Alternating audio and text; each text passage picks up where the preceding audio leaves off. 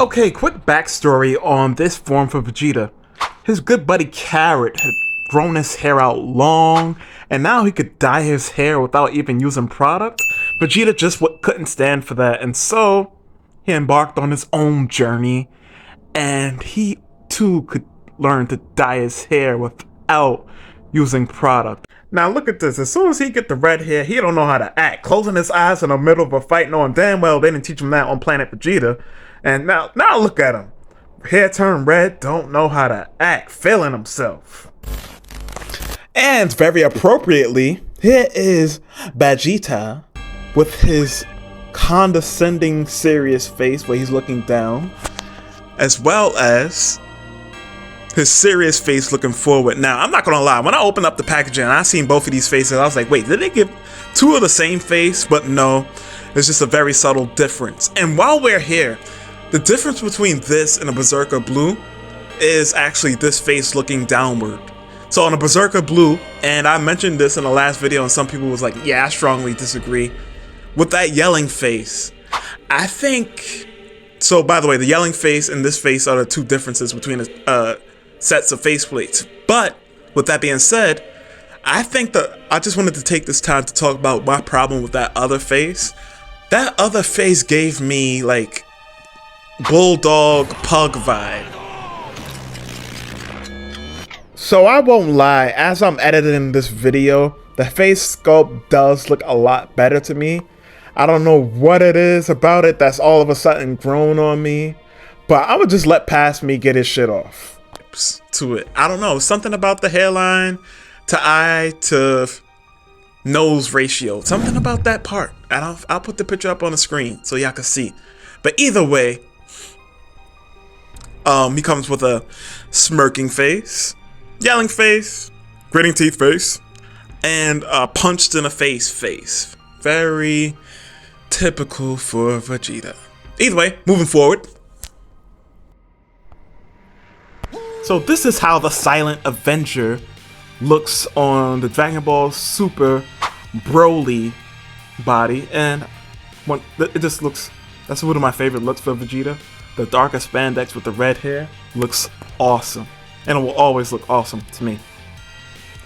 Here he is on the Dragon Ball Super superhero body mold, and I just wish this figure was so much better, because I think it looks great, because once again, the navy, dark blue, navy blue, whatever you want to call it, with this head sculpt, it's just awesome. I love it.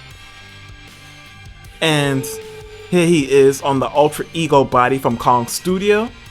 Now, I mentioned this in the last video, I'll mention this for the rest of the reviews, but if you didn't catch it, my friend who I borrowed this figure from, he swapped out the entire neck, so not just the neck peg, the entire neck from Majin Vegeta, and he put it on here. And the Majin Vegeta he used was the demoniacal fit one. He put it onto this body, and that's why the neck and the face are mismatched with the rest of the figure. Because if you can't see it already, clearly his arms are very tan, and his face is not. But I don't think it's a deal breaker. I think if most people won't really notice it in toy photography, if that's what you do. Maybe posing on the shelf, if you're very, nitpicky about stuff, you will. But I don't think it's a deal breaker personally. On to the next one. And here we have the demoniacal fit Bitter Awakening Vegeta. I think this is probably, like, I know I talked about the navy blue having a nice contrast, but this looks really dope as well. And honestly, I don't feel like you could technically go wrong aesthetically on any of these bodies. I just, like, for the example, the superhero Vegeta, I just wish that had better articulation and a better sculpt in terms of the torso. But other than that, this thing looks incredible. I don't want to eat up too much of your time just talking about something that y'all could clearly see on the screen.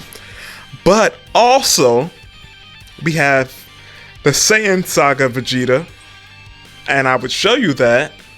If I had one. Sorry, lost the happy. Okay, so I was going through my review editing it, right?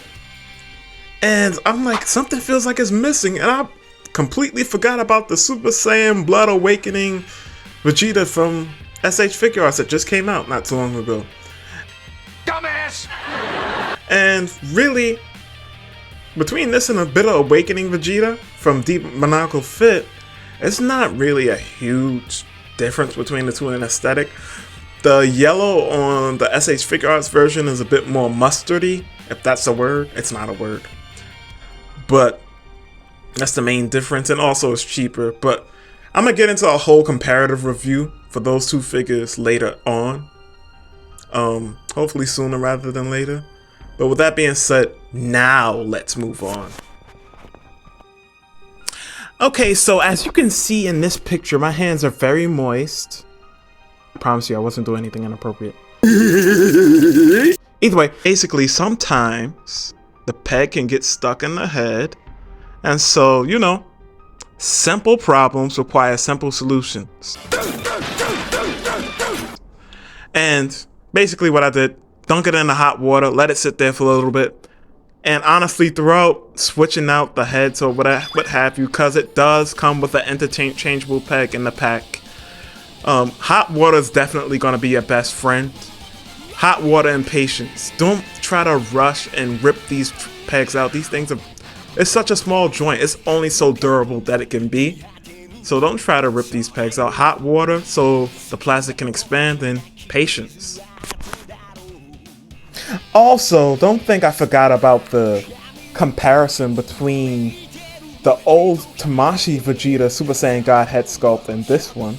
But before we get there, I just wanted to ask Vegeta's take on it. Hey, Jeets, what do you think of your old head sculpts? Vegeta? Vegeta? Vegeta, Vegeta, Vegeta, Vegeta, Vegeta, Vegeta, Vegeta, Vegeta. I hate it! Welcome. I mean, the pictures speak for themselves. As you can see, there's a clear day and night difference between the Tonsenarttoys head sculpt and the Vegeta head sculpt from the Dragon Ball Super superhero.